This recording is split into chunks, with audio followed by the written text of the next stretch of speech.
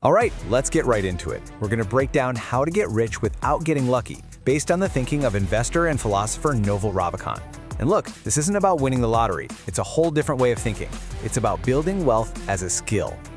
So right off the bat, Naval hits us with this idea that completely flips the script. Most of us are taught to chase money or, a fancy title. But he says those are traps. The real goal here is wealth. Why? Because wealth, true wealth, is what actually buys you your freedom. Naval basically says life presents us with two different games we can play. The crazy part is, most people are playing one of these games without even realizing it. And choosing which game you're going to play, well, that might be the single most important decision you make. Okay, so what is wealth, really? It's not just a big pile of cash. Think of it like this. Wealth is the business that's making sales at 3 a.m. while you're asleep. It's the software that's serving customers around the clock. It's the stuff that works for you, so you don't have to. And the whole point of it? Freedom. The freedom to wake up and do whatever you want with your day. And this is where that choice of game becomes so clear. The wealth game is what we call positive sum. We can all win because we're creating new things, new value. But the status game? That's zero sum. It's like a ladder. For me to climb up, someone else has to be pushed down. It's a fight over a fixed pie. And that's the real problem with playing for status, isn't it? It just makes people angry and combative because you're always trying to one-up each other.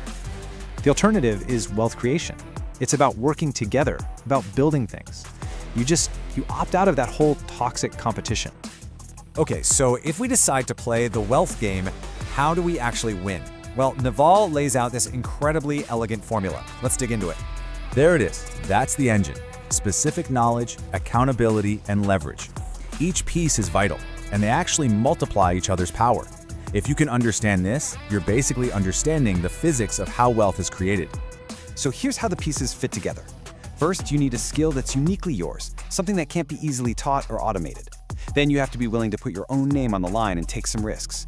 And finally, you use tools to amplify your work so you can have a massive impact. First up, specific knowledge.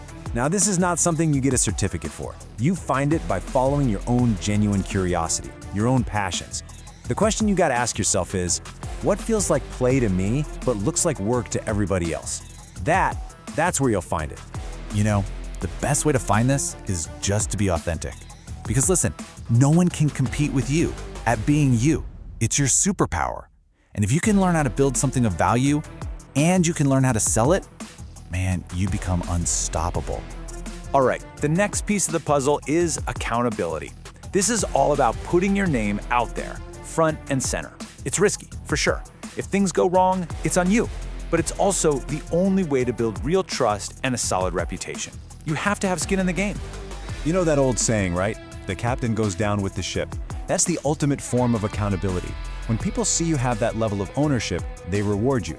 They reward you with trust, with capital, and with the leverage we're about to talk about.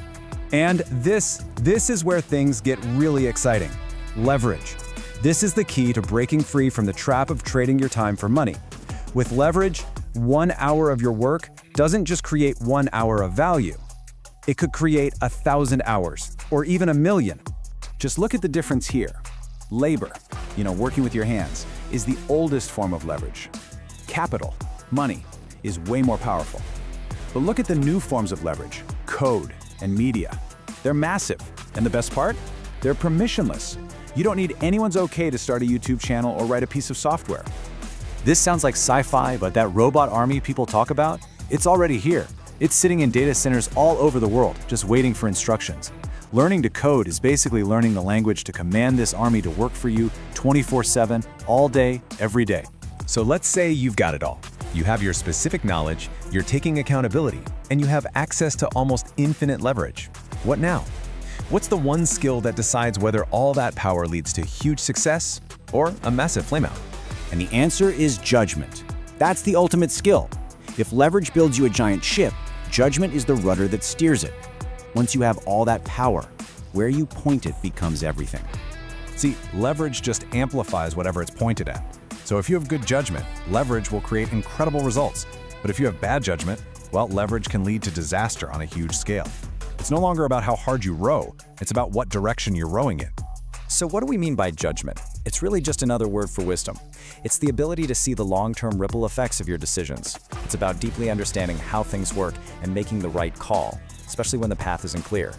And here's the thing, you don't get this from a textbook. You build judgment through real-world experience, by trying things, getting feedback, and trying again, over and over. You have to stay clear-headed, take your emotions out of it, and most of all, you have to have skin in the game. So in the end, what Naval is really telling us is that getting rich isn't a get-rich-quick scheme. It's a character-building journey. It's about finding who you are, taking ownership, building leverage, and sharpening your wisdom.